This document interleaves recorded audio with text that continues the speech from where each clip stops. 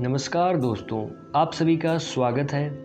आज मैं आपको बताऊंगा कि आपको आगे बढ़ने से कौन रोक रहा है। बिल्कुल सही सुना आपने, कौन।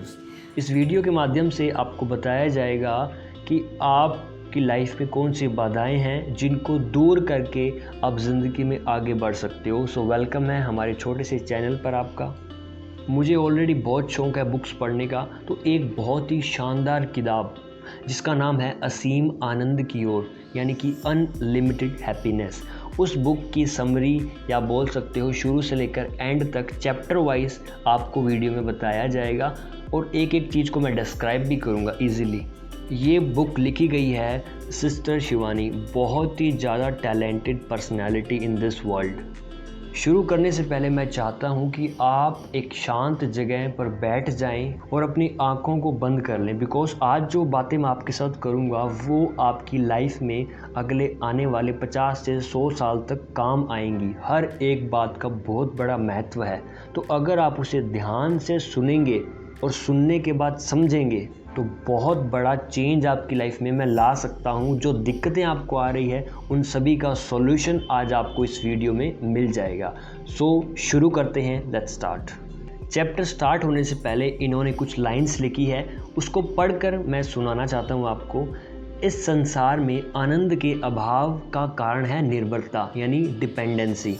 यह विडंबना है, क्योंकि जो प्रसन्नता है यानी हैप्पीनेस किसी भी वस्तु या व्यक्ति पर आश्रित नहीं होती और ना ही इसे कहीं पाया जा सकता। प्रसन्नता तभी संभव है जब हम सामने वाले व्यक्ति को उसी रूप में स्वीकार करना सीखते हैं जैसा कि वह है, यानी कि एक्सेप्ट करना उस सामने वाले व्यक्ति को जैसा वो रियल में है। इसका अर्थ होगा कि हमें दूसरे को परखने या उनका विरोध करने की प्रवृत्ति, शिकायतों, दोषारोपण यानी दोष लगाना, निंदा करना व दूसरे को वश में रखने की इच्छा पर रोक लगानी होगी और किसी से भी प्रतियोगिता यानी कि कंपटीशन की जो भावना है उसको भी छोड़ना पड़ेगा। जब हम पवित्रता, शांति व प्रेम के अपने सच्चे अस्तित्व यानी कि जो हमारे असली एग्जिस्टेंस है के साथ जुड़ी भावनाओं व विचार का चुनाव करते हैं, तो जैसे सब कुछ परिवर्तित हो उठता है। दूसरों से मांगने के स्थान पर उनके साथ बांटने लगते हैं। सब कुछ संग्रह करने की बजाय त्याग करना सीख जाते हैं। अपेक्षाओं के स्थान पर स्वीकृति को आश्रय देने लगते हैं। भविष्य और अतीत को छोड़कर वर्तमान में जीने लगते हैं। हम आनंद, संतोष व परम आनंद से भरपूर जीवन को रचते हैं, क्योंकि हमारे पास ही चुनने का विकल्प व शक्ति है। यानी कि प्रसन्नता जो है एक निर्णय है, एक डिसीजन है। अंतर्राष्ट्रीय रूप से ख्याति प्राप्त भारतीय फिल्म कलाकार सुरेश ओबेरॉय, आप सभी उन्हें जानते भी होंगे ऑलरेडी, बहुत सारी मूवीज़ के अंदर वो रोल करते हैं, बहुत ही प्यारा रोल। तथा ब्रह्म कुमारी के राजयोग ध्यान की साधिका सिस्टर शिवानी के बीच हुए वार्तालाप यानी कि कॉन्वर्सेशन के माध्यम से इसी विचार का अनुसरण करते हुए चर्चा की जाती है। सो फाइनली हम चैप्टर 1 की ओर बढ़ रहे हैं। इस वीडियो में चैप्टर 1 पूरा आपको बताऊंगा। नाम है प्रसन्नता का चुनाव, यानी हैप्पीनेस का सिलेक्शन करना। इसके अंदर सब हेडिंग है हम ही विकल्प चुनते हैं। तो चलिए शुरू करते हैं। जो कुछ भी पुराना और साधारण है, अब उससे विदा लेते हुए अपने भीतर की सुंदरता को जगाने का समय आ गया है। वह समय अभी है, राइट नाउ। समय आ गया है कि हम लोग जागें यानी जागरूक हों और एक नई सोच, एक नए नज़रिए से जीवन की जिम्मेवारी स्वयं लें।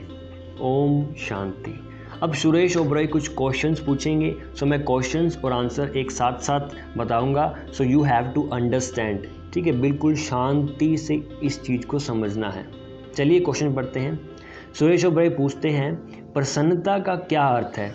इसके रिप्लाई में सिस्टर शिवानी आंसर देते हैं हम क्या कर रहे हैं, हमने कैसे संबंध बनाए हैं, हम क्या प्राप्त करना चाह रहे हैं, और ऐसी बहुत सी बातों के साथ हम सभी जीवन में प्रसन्नता ही तो पाना चाहते हैं। अगर हम जीवन के बारे में सोचें तो स्पष्ट दिखाई देता है कि हम सभी प्रसन्नता व आनंद की तलाश में हैं, क्योंकि हम पूरे जीवन में यही चीज़ तो करते हैं। कोई गाड़ी, बंगला, मकान, हम ये सोचते हैं कि हमें हैप्पीनेस मिलेगी, कोई रिलेशन बनाया क्योंकि हैप्पीनेस मिलेगी, कोई नया घर लिया क्योंकि हैप्पीनेस मिलेगी। तो लाइफ का पर्पस है हैप्पीनेस। अगला सवाल पूछते हैं, जैसा कि आपने कहा हम सभी प्रसन्नता की तलाश में हैं, परंतु हम किस माध्यम से इसकी तलाश कर रहे हैं?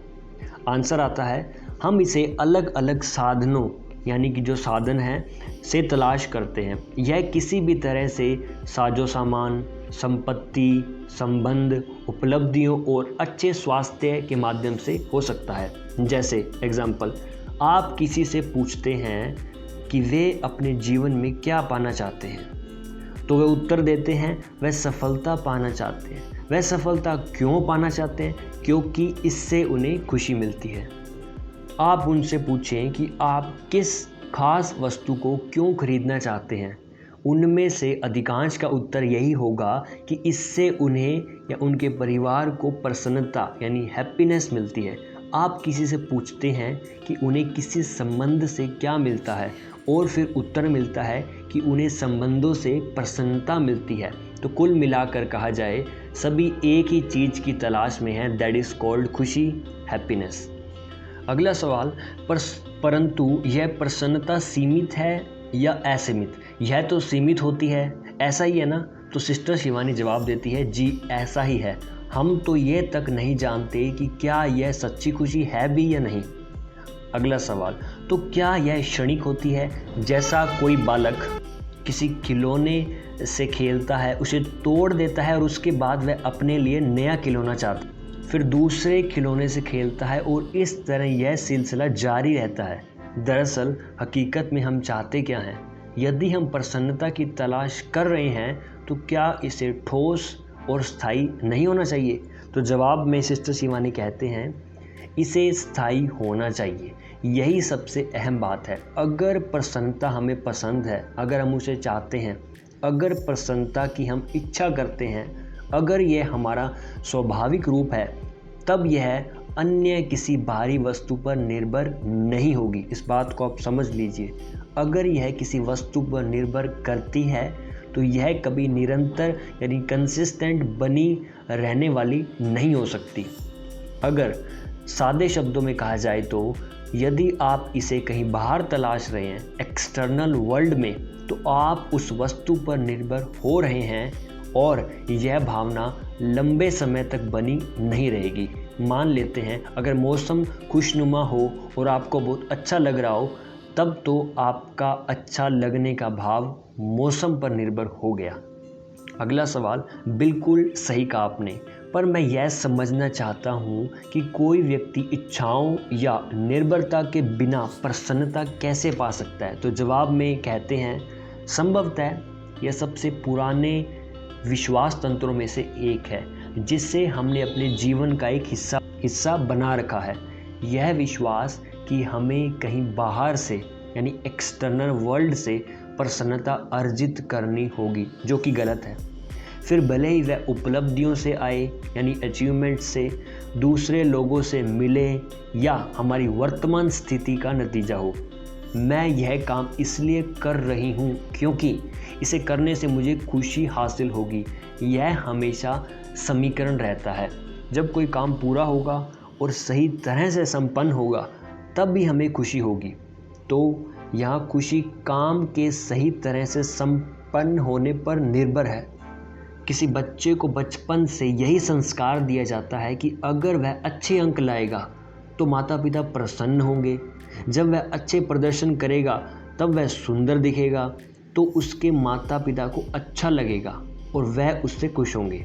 धीरे धीरे बच्चे के मन में यह बात बैठ जाती है कि अगर उसके माता पिता प्रसन्नता अनुभव करेंगे तभी उसे भी प्रसन्नता होगी, और अगर उसके माता पिता ही प्रसन्न नहीं हैं तो वह प्रसन्नता का अनुभव कैसे कर सकता है।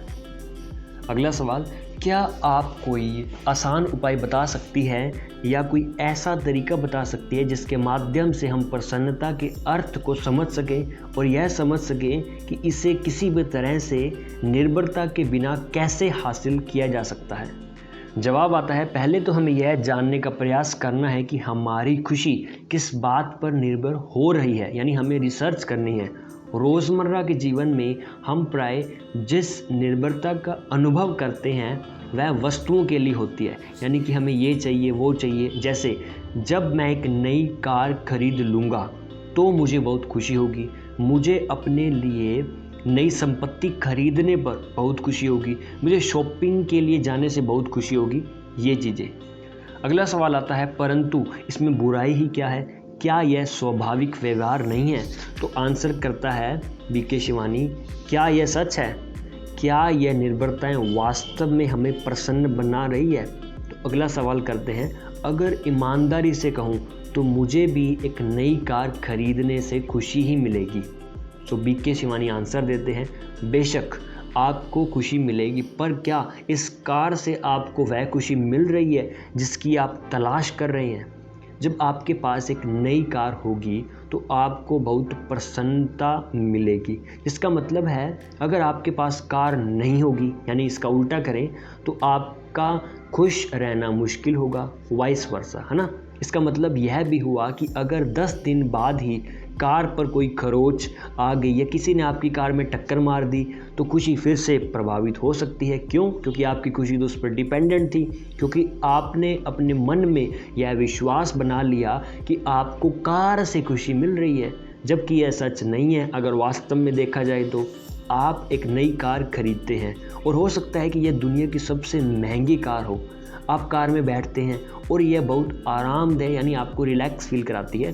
तो इस आराम का अनुभव कौन ले रहा है? आपका शरीर ले रहा है एक्चुअली में देखा जाए तो। इस कार में बहुत आलीशान सीटें हैं, बहुत अच्छा म्यूज़िक सिस्टम है और ताकतवर एसी भी लगा है। आपको कार में बैठकर बहुत आराम मिल रहा है, यानी यू फील रिलैक्स। इसलिए आप अपने आप से कहते हैं कि मुझे अच्छा लग रहा है। ठीक उसी समय घर से एक फ़ोन कॉल आता है और आपको पता चलता है कि घर में कोई दुखद घटना घटी है। क्या तब भी आपकी जो प्रसन्नता है वो यूं ही बनी रहेगी? सुरेश ओबरॉय कहते हैं नहीं, तब ऐसा नहीं होगा। अब सिस्टर शिवानी कहती है, परंतु आप तो अब भी आरामदेह हैं, यानी आप अभी उसी कार में बैठे हैं जिस कार का आप सपना लेते थे। कार अब भी वही है और आप अब भी कार में ही बैठे हैं। यह कार आपके शरीर को आराम देने के लिए बनाई गई थी और भले ही आपको आपके जीवन में और कोई भी घटना घटती रहे, यह आपके शरीर को उसी तरह आराम देती रहेगी। तो अगला सवाल आता है, तो क्या प्रसन्नता और आराम दो अलग अलग चीज़ें हैं? आंसर, जो भी वस्तु भौतिक रूप से रची गई है वह हमें भौतिक रूप से आराम देगी, यानी फिजिकली आराम देगी, जिसे हम फील कर सकते हैं या उसको प्रेजेंस में देख सकते हैं, टच कर सकते हैं। हम जिस कुर्सी पर बैठे हैं वह एक भौतिक वस्तु है, फिजिकल थिंग है, ऑब्जेक्ट है और आपके शरीर को आराम दे रही है, परंतु हम अपने आप से कहते हैं कि यह हमें खुशी दे रही है। सुरेश ओबरॉय कहते हैं, क्या हमारी यह मान्यता अनुचित है? आंसर आता है, दरअसल बात यह है कि हमें बचपन से ही ऐसा सोचने की शिक्षा दी गई है कि हमें इस प्रकार ही सोचना है। हम इस सोच और मान्यता के साथ ही बड़े हुए हैं, पर अब हमें अपने ही जो विश्वास तंत्र जो हमने बना रखा है बचपन से पर सवाल उठाना होगा, क्योंकि यह कहीं ना कहीं गलत है। जो बातें भी मैं आपके साथ कर रहा हूँ बिल्कुल ध्यान से आपने सुनना है, क्योंकि एक एक बात का बहुत बड़ा मीनिंग है जो आपकी लाइफ में क्रांति ला सकता है। सो ध्यान से सुने और अगर अच्छा लगे तो कमेंट्स करके बता सकते हैं। चले आगे बढ़ते हैं। अगला सवाल आता है, जब हम छोटे थे तो अक्सर माता पिता हमारे लिए कुछ खरीदते समय कहते, इसके लिए ये ले लेते हैं, इससे खुशी मिलेगी, या वे हमें प्रसन्न करने के लिए हमें पिकनिक ले जाते थे। यही हमारी विचारधारा बन गई। जवाब आता है, बिल्कुल सही कहा आपने। अब हमारे पास सबसे सुंदर बंगला है, कार है, वह सारी संपत्ति है जिसके हम सपने लेते थे। हमारे पास हर तरह का यंत्र है, गैजेट है। तो अब भी प्रसन्नता की तलाश में क्यों हैं? जब सारी वस्तुएं हमारे पास आ चुकी है तो क्या हमारी इस खोज को समाप्त नहीं हो जाना चाहिए था? हमें सब कुछ मिल गया, पर ऐसा लगता है मानो हम अब भी उसी खुशी की तलाश में हैं, जिसका अर्थ है कि यह सभी यंत्र, गैजेट्स भी हमें खुशी नहीं दे पा रहे। हमें इन यंत्रों से केवल आरामदायक जीवन ही मिल रहा है। जो गैजेट्स हमारे पास हैं उनसे हमें सुविधा मिल रही है, हमें टेक्नोलॉजी से जुड़ने का मौका मिल रहा है, ना कि हमें खुशी मिल रही है। ये हमारे दिमाग में गलत बीज बोया गया है जिसको हमने सही करना है। अगला सवाल आता है, हमने कार का जो उदाहरण लिया, जो ही घर से फ़ोन कॉल आता है तो जो आपको कोई दुखद सूचना देता है तो फिर वह आराम कहाँ गया? जवाब आता है, कल्पना करें कि आप कार में बैठे हैं, आपकी पीठ बिल्कुल सीधी है और आपके पैर भी आराम महसूस कर रहे हैं। इस समय मिली सूचना के कारण आपका मन अचानक व्याकुल हो गया। जब मन पीड़ा में हो तो उसके लिए शारीरिक सुख भी कोई मायने नहीं रखता। शरीर तो आरामदेह अनुभव कर रहा है, परंतु मैं यानी कि जो आपका शरीर है खुद, वह उस क्षण आरामदेह नहीं है। हम प्रसन्नता की खोज में हैं, इसलिए इस क्षण में हमारे लिए शारीरिक सुख सुविधा कोई मायने नहीं रखती। यह बात दूसरी तरह से भी देखी जा सकती है, जैसे कि हो सकता है कि हम शारीरिक रूप से बहुत आरामदेह नहीं महसूस कर रहे हों, केवल ज़मीन पर ही आलती पालती लगाकर बैठे हैं, परंतु आंतरिक रूप से हम परम आनंद में हैं, मस्ती में हैं, पूरे आनंद में हैं, रस के साथ भरे हैं और इसलिए हम बहुत आरामदेह महसूस कर रहे हों। अगला सवाल आता है हमारे सामने, कोई व्यक्ति इस एहसास को पाने के लिए क्या कर सकता है? तो जवाब आता है, अगर कोई व्यक्ति इस एहसास को पाना चाहे तो उसे समझना होगा, यानी अंडरस्टैंड करना होगा कि शारीरिक सुख जो फिज़िकल सुख है, भावात्मक सुख यानी इमोशनल सुख से अलग मायने रखता है। हम अपने अंदरूनी आराम या सुख को महसूस नहीं कर पा रहे, हम यानी फील नहीं कर पा रहे। वह आंतरिक स्थिरता यानी इंटरनल स्टेबिलिटी जिसे हम प्रसन्नता कहते हैं, परंतु हमें लगा कि अगर हम शारीरिक रूप से आरामदेह महसूस करेंगे तो इसका अर्थ होगा कि हम प्रसन्न ही थे। आजकल हम खुशी को भी खरीदने लगे हैं, जो कि इम्पॉसिबल है। अगर मैं यह ले लूँगा तो बहुत खुशी होगी, वह ले लूँगा तो बहुत खुशी मिलेगी। यह सूची, ये जो लिस्ट है, कभी समाप्त ना होने वाली लिस्ट है। आप सभी को ये बात पता है ऑलरेडी। इसका मतलब यह नहीं कि हमें वह वस्तुएं नहीं खरीदनी चाहिए, बस केवल इतना करें कि उन्हें अपनी प्रसन्नता के साथ ना जोड़ें। ये आपने अपने माइंड में एक पैटर्न डेवलप करना होगा, जो कि धीरे धीरे धीरे डेवलप होगा। जिस दिन आपको समझ आएगा, धीरे धीरे इक्वेशन सेट करें और इस मेंटालिटी को चेंज करें, डिपेंडेंसी को अपनी ज़िंदगी से हटा दें। और यही सबसे बेस्ट जीवन जीने का तरीका है जो स्पिरिचुअलिटी हमें सिखाती है। हम प्राय कोई वस्तु इसलिए खरीदते हैं क्योंकि वह हमारे लिए उपयोगी यानी हम उसका यूज़ कर सकते हैं या आरामदेह होती है। पर क्या यह प्रसन्नता है? बिल्कुल भी नहीं। वो हैप्पीनेस नहीं है। उससे हमें आराम मिल सकता है, सुविधा मिल सकती है या कोई चीज़ जानने को मिल सकती है, लेकिन हैप्पीनेस नहीं मिलती। इस इक्वेशन को हमने सही करना है। हमें यह जानना है कि हम किसी वस्तु को क्यों खरीद रहे हैं और हम अपने मन से यह कहें कि जब हम यह खरीदेंगे तो हमें खुशी मिलेगी। अगर हम भौतिक वस्तुओं के साथ अपनी प्रसन्नता को जोड़ते हैं तो हम अपनी प्रसन्नता को स्थगित करते हैं यानी पोस्टपोन करते हैं। उसके साथ एक शर्त जोड़ देते हैं। मान लेते हैं कि हम एक नया घर ले रहे हैं, हम अपने आसपास से कहते हैं कि जब यह घर बन जाएगा यानी फ्यूचर में और हम उसमें रहने लग जाएंगे तो हमें बहुत खुशी मिलेगी। तो इसका क्या मतलब हुआ? इसका मतलब होगा कि इस काम में 1 या 2 साल भी लग सकते हैं। यानी इस तरह हमने अपनी खुशी को आने वाले कुछ समय के लिए स्थगित कर दिया।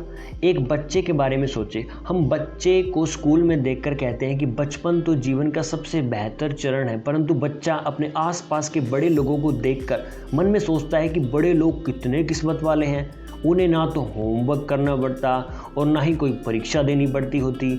वह उनके स्थान पर आना चाहते हैं। बच्चा स्कूल से बाहर आने के लिए आतुर है, क्योंकि ताकि प्रसन्नता अर्जित कर सके, क्योंकि उसे वो लगता है कि जो उसे दिखता है तो वो सोचता है कि मैं बाहर आऊँगा तो खुश हो जाऊँगा। उसे लगता है कि जब वह कॉलेज में प्रवेश करेगा तो उसे बहुत खुशी मिलेगी, बल्कि ऐसा भी नहीं होता, क्योंकि आप और मैं कहीं ना कहीं कॉलेज के दौर से गुजरे हैं तो आपको पता होगा।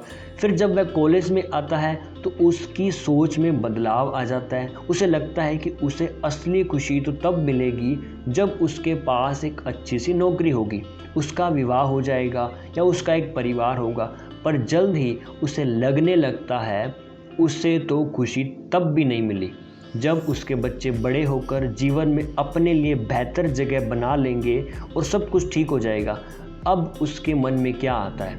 उसे लगता है कि खुशी तो रिटायरमेंट होने के बाद ही मिल सकेगी। तो वह सही मायने में प्रसन्न कब होगा?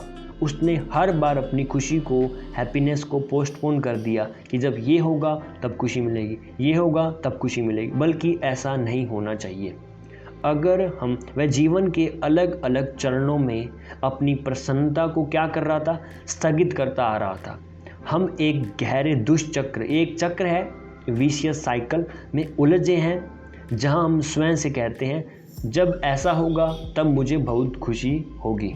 इस अवधारणा को हम सभी ने चेंज करना है इस वीडियो के थ्रू मैक्सिमम शेयर करके। और आपके पास अगर डायरी पेन है तो इस लाइन को ज़रूर लिखें, जब ऐसा होगा तब मुझे बहुत खुशी होगी। इस लाइन को अपने जीवन से एलिमिनेट कर दें, निकाल दें, जला दें, बाहर निकाल दें दिमाग से, क्योंकि ये आपके जीवन को बर्बाद कर रहा है। एक छोटी सी लाइन है, इक्वेशन है, जैसे आपने मैथ पढ़ी होगी, ठीक है, मैथमेटिक्स, मैथ, फिजिक्स, उनमें इक्वेशंस होती है। इक्वेशंस अगर सही है तो आंसर भी आपका सही आएगा, लेकिन इक्वेशन गलत है तो आप कितना भी जोर लगा लो आंसर गलत ही आएगा। तो उसी प्रकार से मैं कहना चाहता हूँ कि ये जीवन की इक्वेशंस है, इसे सही कर लोगे तो जीवन सुधर जाएगा, वरना मुश्किल है।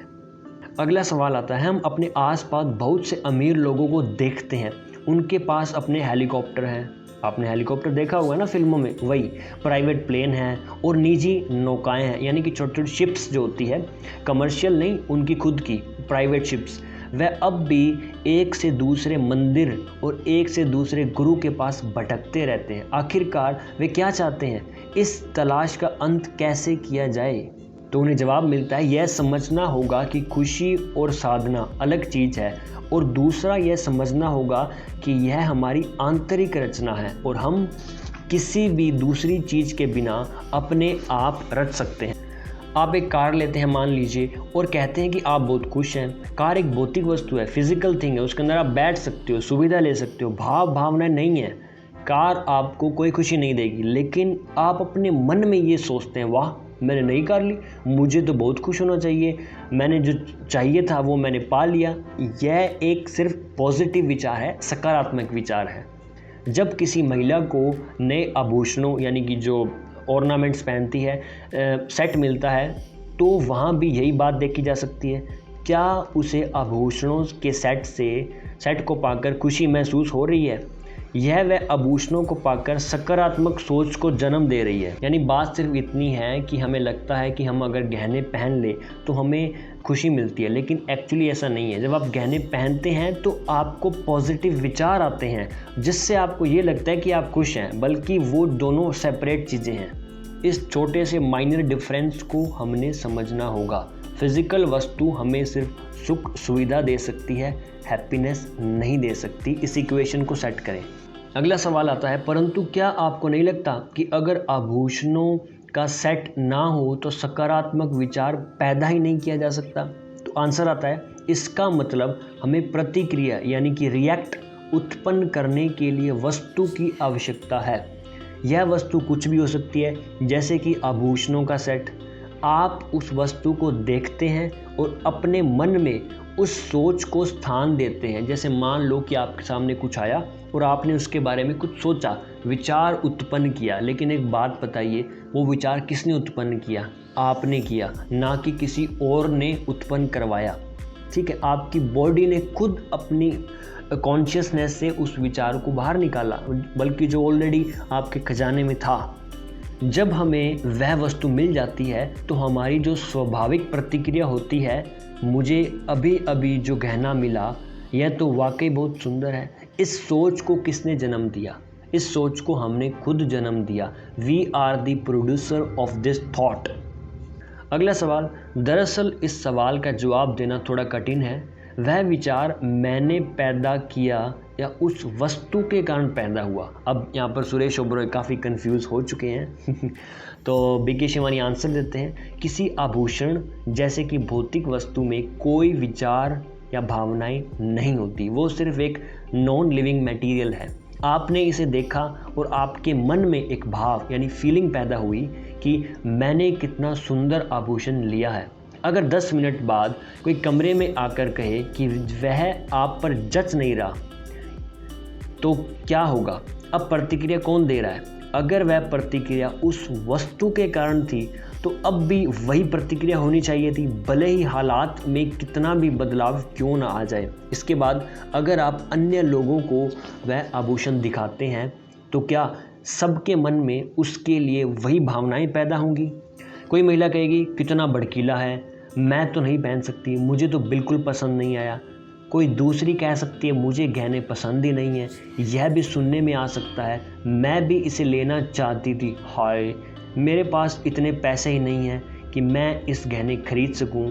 यह सब बातें सेट को देखकर सोची जा सकती हैं। तो यहाँ से हमने यही सीखा कि जो ऑर्नामेंट्स थे, गहने थे, वो विचार उत्पन्न नहीं कर रहा। एक्चुअली में विचार कौन उत्पन्न कर रहा है? वो हमारी बॉडी या कॉन्शियसनेस जो है, हमारा चेतन मन, वो उत्पन्न कर रहा है। ठीक है, अगर गहना उत्पन्न कर रहा होता विचार, तो किसी को भी अगर वो गहना दिखाएं तो एक ही उनके मुंह से जवाब आना चाहिए था, लेकिन हर पर्सन ने अलग अलग जवाब दिया। इसका मतलब है कि ये जो विचार है हम खुद उत्पन्न करते हैं, ना कि फिजिकल वस्तु उत्पन्न करवाती। इस बात को हमने गहराई से अंडरस्टैंड करना होगा। अगला सवाल आता है, मैं प्रतिक्रिया दे रहा हूँ, इसका अर्थ है कि मैं कुछ रच रहा हूँ, यानी कुछ मैनिफेस्ट कर रहा हूँ। मैं प्रसन्नता या अप्रसन्नता में से कोई एक चीज़ रच रहा हूँ। तो जवाब हमें सुनने को मिलता है, हम आभूषणों के उसी एक सेट का आनंद, ईर्ष्या, ठेस आदि विचारों को जन्म दे सकते हैं। वस्तु तो वही है, वस्तु एक ही थी ना। अगर उस वस्तु के कारण भाव पैदा होता तो सबके मन में एक से यानी एक जैसा भाव आना चाहिए था, लेकिन ऐसा नहीं हुआ। अगर कोई वस्तु, भले ही वह कोई कार हो, गहने हो या फिर कोई प्यारा सा बगीचा हो, अगर उसके कारण विचार पैदा हो रहे हैं तो हर व्यक्ति के भीतर एक समान भाव पैदा होना चाहिए। राइट? आपके सामने एक कोई ऑर्नामेंट है, कोई गाड़ी है, तो हर बंदे के उस गाड़ी को अगर हम 5 लोगों को दिखाएं तो 5 लोगों के सामने एक ही विचार आना चाहिए उनके मन में, अगर गाड़ी से उत्पन्न हो रहा है विचार। लेकिन अगर लोग खुद उत्पन्न कर रहे हैं तो हर पर्सन का जो विचार होगा वो अलग अलग होगा। आप सोच सकते हैं कि प्रकृति के साथ रहना कितना भला लगता है, जबकि दूसरा व्यक्ति बड़ी आसानी से उसे नज़रअंदाज करके आगे बढ़ सकता है। हो सकता है कि वह उस हरियाली पर ध्यान ही ना दे। तो मेन जो पॉइंट है उसे अब सुने आप प्लीज़ ध्यान से। एक ही वस्तु के लिए अलग अलग प्रतिक्रियाएं हो सकती है, यानी एक वस्तु है और जो रिएक्शंस हैं वो लोगों पर डिपेंड है और अलग अलग हो सकते हैं। क्यों? क्योंकि लोग अलग अलग हैं।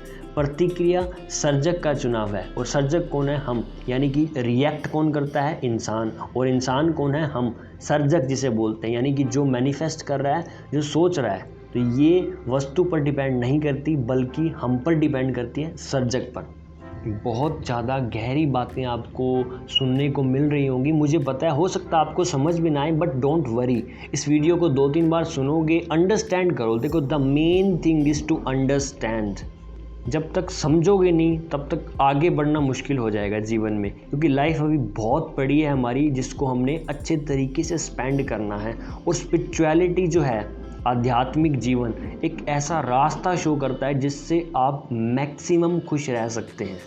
और आपने ये लाइव एग्जाम्पल देखा भी होगा कि जिन लोगों के पास बहुत पैसा है वो इतने खुश नहीं है। बहुत सारे लोग हैं, आपको पता भी होगा, आपकी लिस्ट में भी होंगे।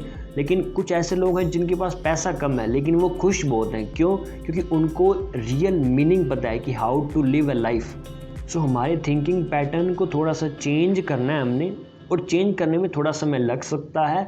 सो पेशेंस के साथ, क्योंकि आपने सोचो आपकी उम्र क्या है और आपने इतने सालों से, मान लो 20 साल उम्र है, तो 20 साल से हमने एक ही चीज़ को सुना है। तो हमारे माइंड में उस प्रकार की भावनाएं पैदा होनी शुरू होगी, पैटर्न सेट हो गया। जैसे एक मान लो कोडिंग होती है, आपको पता है कोडिंग, इसके अंदर कोई सॉफ्टवेयर के अंदर कोडिंग कर दी, उसी प्रकार हमारे माइंड, ये माइंड भी एक कंप्यूटर की तरह है, सबसे बड़ा कंप्यूटर इस दुनिया का अगर कहूँ तो। इस कोडिंग को चेंज करना है तो समय लगेगा, ठीक है, और ये थोड़ा सा पेनफुल भी हो सकता है। So it will take a lot of time, 1 साल 2 साल 3 साल, लेकिन अगर आप कॉन्टीन्यूसली करते हो तो बहुत ही कम समय में आप मैक्सिमम यहाँ से आउटपुट ले सकते हैं। थोड़ा सा और आगे बढ़ते हैं और जानते हैं अगला सवाल क्या है। पूछते हैं सुरेश ओबरॉय जी, मैं ही सर्जन करता हूँ और मैं ही प्रसन्नता या अप्रसन्नता को पैदा कर रहा हूँ। सिस्टर शिवानी, इसकी मतलब आपकी इसी बात से मुझे अपने बहुत से प्रश्नों के उत्तर मिल गए, परंतु यह बात बताएं कि व्यक्ति किसी भाव के बिना क्या कर सकता है। उनको जवाब मिलता है जब आप यह समझ लेते हैं कि इस सोच को आपने ही जन्म दिया है तो सब कुछ बदल जाता है, क्योंकि ये एक ऐसा पैटर्न है जिसको सीखने के बाद बहुत सारे जो जीवन के आपके सवाल हैं वो आपको उनके उत्तर मिल जाएंगे। दरअसल हम नहीं जानते कि हम ही उन विचारों को जन्म देते हैं और यह मानने लगते हैं कि वे हमें कहीं बाहर से मिल रहा है। लेट्स एग्जांपल लेते हैं, मान लेते हैं आपने मुझसे कुछ ऐसा कह दिया जो मुझे थोड़ा अभद्र यानी अलग सा लगा और मुझे दुख हुआ। मैं यह नहीं जानती कि यह दुख का भाव में खुद ही उत्पन्न कर रही हूँ या कहीं और से आ रहा है। मैं आपसे बड़े आराम से कहती हूँ आपने मुझे दुखी किया, फिर मैं कहती हूँ कि आपको मुझसे अच्छे से बात करनी चाहिए ताकि मुझे बेहतर महसूस हो सके। बेहतर होगा कि आप मुझसे क्षमा मांगे, क्योंकि जब आप मुझसे क्षमा मांग लेंगे तो मुझे बेहतर महसूस होगा। और इसी को हम बोलते हैं डिपेंडेंसी। ये डिपेंडेंसी जिस दिन आप अपनी लाइफ से हटा लेंगे, आपके जीवन की बहुत बड़ी समस्याएं साइड हो जाएंगी और आप एक जो बाउंड्री है उसको तोड़ के आगे निकल जाएंगे। अगला सवाल ये है, फिर वह व्यक्ति कहेगा कि मेरे कहने का यह मतलब तो नहीं था, और जवाब में हमें सुनने को मिलता है पर आपने मुझे दुखी किया। हम इसी तरह बात को बढ़ा सकते हैं, आपकी वजह से मैं दुखी हूँ, जो कि एक साधारण सी लाइन है और हर जगह आपको सुनने को मिलेगी। आपकी वजह से मैं नाराज़ हूँ, आपकी वजह से मैं उदास हूँ और आपके कारण मैं खुश हूँ, बल्कि ऐसा नहीं होना चाहिए। डिपेंडेंसी यहाँ से हमें हटानी होगी, क्योंकि अभी थोड़ी देर पहले हमने बात की थी कि जो विचार हैं वो सर्जक यानी आप और मैं खुद प्रोड्यूस करते हैं, ना कि सामने वाले बंदे से प्रोड्यूस किए जाते। सो आप ही प्रोड्यूस कर रहे हैं, ये बात आपको जाननी होगी। अगला सवाल है, अगर सब कुछ मेरे आसपास के लोगों के कारण ही हो रहा है तो इसका मतलब है कि मैं अपनी जिम्मेवारी नहीं ले रहा। जवाब, बिल्कुल ना कोई जिम्मेवारी और ना ही कोई नियंत्रण यानी कंट्रोल। अगर हम हमेशा ही किसी बाहरी वस्तु पर आश्रित हैं, डिपेंड है, तो सही मायने में हम कितने असहाय हैं। सवाल, क्या यह वास्तव में एक दुर्बलता नहीं है? जवाब, परंतु क्या हम सब अपना जीवन इसी तरह से नहीं जी रहे? जिस क्षण हम जान लेते हैं कि यह सब एक भ्रम है, यानी एक सिर्फ भ्रम है, एक ऐसी मेंटालिटी है जो कि गलत है, हम कोई वस्तु या व्यक्ति के नियंत्रण में नहीं हैं, हम उन पर निर्भर नहीं हैं, डिपेंडेंट नहीं है। हमारी सोच और प्रतिक्रिया हमारा अपना चुनाव है, यानी हमने उसको खुद चुना है और यही स्वतंत्रता है, रियल इंडिपेंडेंस। आध्यात्मिकता हमें सबसे पहले इसी स्वतंत्रता का उपहार देती है।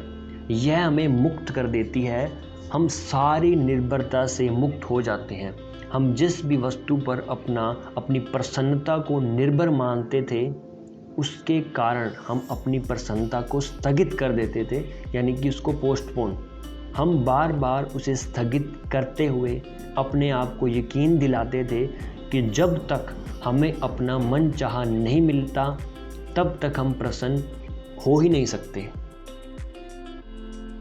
सो हमारे अगले सवाल की ओर बढ़ते हैं और ये कहा जाता है कि इस बात को समझना बहुत कठिन है कि जो मैं चाहता हूँ उसे पाए बिना मुझे खुशी कैसे मिल सकती है। तो जवाब आता है, हमने वस्तुओं की बात तो की, परंतु उपलब्धियों के लिए क्या कहेंगे? हम एक निश्चित लक्ष्य तक जाना चाहते हैं, आप और मैं सभी, परंतु हम वहाँ नहीं पहुँच सके। क्यों? तो ऐसे में आपको खुशी कैसे महसूस हो सकती है?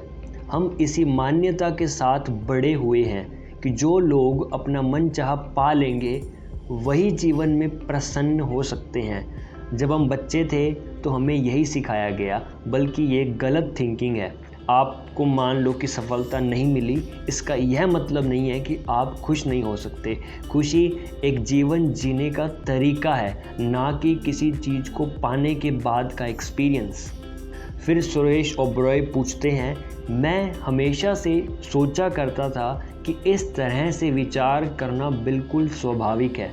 अगर मुझे लगातार 3 बार कोशिश करने से भी नौकरी नहीं मिलती तो मैं अवसादग्रस्त यानी कि डिप्रेशन, टेंशन में हो जाऊंगा, और यह बहुत स्वाभाविक सी बात है।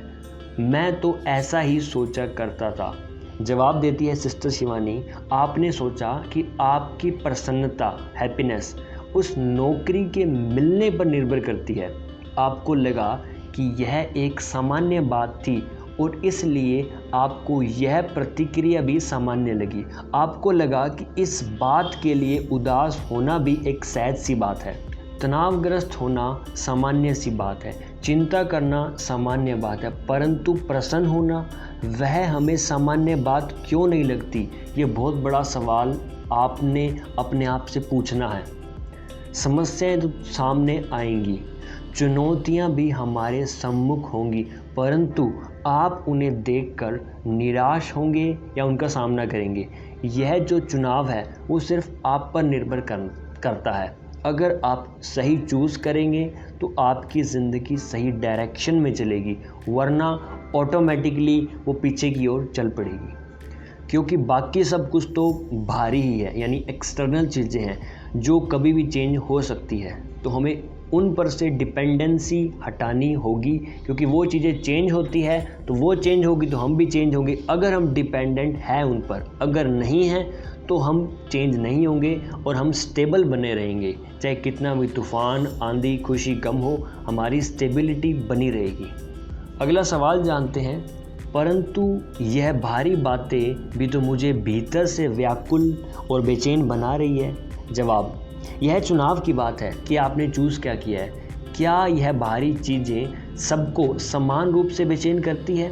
कोई व्यक्ति असफलता का सामना करते हुए अवसादग्रस्त होगा, कोई आत्महत्या तक कर लेगा, और कोई यह भी तो कह सकता है सब ठीक है, मैं इसे फिर से करने जा रहा हूँ। वो एक एटीट्यूड पर निर्भर करता है, वह अगली बार सफल हो जाता है। तो सफलता तो वही है, परंतु इसकी जो प्रतिक्रियाएं हैं वो अलग अलग है। इस बात को हमने अंडरस्टैंड करना होगा, और यही वजह है कि हमारी जो भावनाएं हैं, फीलिंग्स, और हमारी सोच, थिंकिंग हमारे अपने हाथ में ही है, किसी और के हाथ में नहीं है। केवल यह जान लेने से आपका जीवन बदल सकता है कि हमारी जो फीलिंग्स है और हमारी जो थिंकिंग है वो आप खुद डेवलप करते हो और अपने हिसाब से बोलते हो। तो उस चीज़ को अगर हमने अंडरस्टैंड कर लिया, उसका कॉज निकाल लिया, अगर हमें पता है कि ये चीज़ हम उत्पन्न कर रहे हैं, तो जीवन ईजिली जिया जा सकता है। अगले सवाल की ओर बढ़ते हैं। जब कोई घटना घटती है और आप प्रतिक्रिया देते हैं तो उस समय अपने आप को यह कहने का समय कहाँ होता है, देखो यह एक सोच है, परिस्थिति बाहर है। सोच आंतरिक चुनाव है, हमारे पास प्रतिक्रिया चुनने का समय ही कहाँ है? जवाब जानिए। ऐसा इसलिए है क्योंकि हम अपने जीवन को स्वचालित यानी ऑटो मोड तरीके से जी रहे हैं। आप जानते हैं कि एक मशीन इसी तरह से काम करती है। एक मशीन और एक इंसान में क्या अंतर है? एक मशीन के पास कोई चुनाव नहीं होता कि मैं ये चूज़ करूं या ये करूं। हम इसे बार बार चलाते हैं और इसे बार बार बंद करते हैं। यह मशीन उस व्यक्ति पर निर्भर करती है जो इसे चलाता है।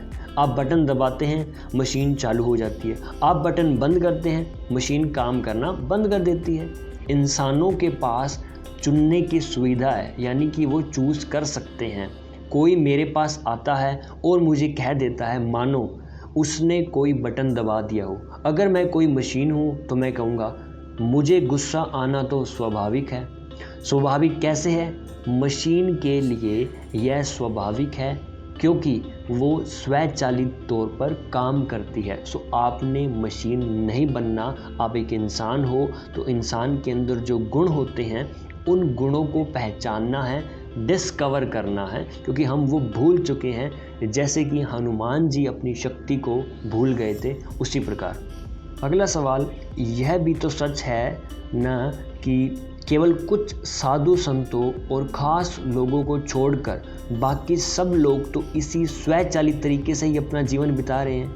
जवाब आता है नहीं, यह बात केवल संतों के लिए नहीं है। आपको इस बात के प्रति जागरूक यानी अवेयर रहना है कि हम इंसान हैं और वो भी इंसान है। लोग बटन दबा रहे हैं परंतु हमारे पास चुनने का भी विकल्प है। ये बात भी समझनी पड़ेगी कि हमारे पास ऑप्शन है, कोई धक्का नहीं कर रहा कि यही चीज़ होगी, आपके पास ऑप्शन है। ये चीज़ आपको अपने माइंड में डालनी पड़ेगी, दैट आई हैव ऑप्शन। सवाल आता है, तो मुझे इस बात का ध्यान रखना होगा कि मैं क्या सोच रहा हूँ? जवाब, जी हाँ, ठीक उसी तरह जिस तरह हम इस बात का ध्यान रखते हैं कि हम क्या बोल रहे हैं। तो हम क्या बोल रहे हैं, इससे भी महत्वपूर्ण चीज़ है कि हम क्या सोच रहे हैं, क्या वो सोच सही है या वो सोच गलत है। तो वो चीज़ भी हमें ध्यान में रखनी पड़ेगी और इस चीज़ को होने में थोड़ा समय लगेगा। ये धीरे धीरे मेडिटेशन के थ्रू आपको पता चलने लगेगी। सुरेश ओबरॉय कहते हैं, मैं तो इस बारे में सजग नहीं हूँ। सिस्टर शिवानी जब कहते हैं, आप किसी स्वचालित तरीके से नहीं बोल रहे, आप यह चुनाव करते हैं कि आपको क्या बोलना चाहिए।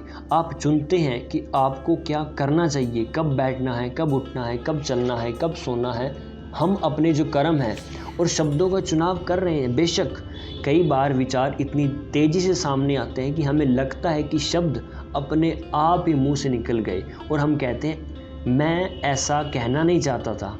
अब एक कदम आगे बढ़ते हुए हमें सिर्फ अपने बोल नहीं बल्कि अपनी सोच के बारे में भी सजग यानी अवेयर होना होगा कि हम क्या सोच रहे हैं। ये चीज़ बहुत ही ज़्यादा इम्पोर्टेंट है कि हमें इतनी अवेयरनेस अपने अंदर उत्पन्न करनी पड़ेगी कि हम क्या सोच रहे हैं। अब ये नया लाइफ में ऐड करना है आप सभी ने कि सोच कर सोचना है। पहले आपने सुना होगा कि सोच कर बोलना चाहिए, वो एक अच्छी चीज़ है।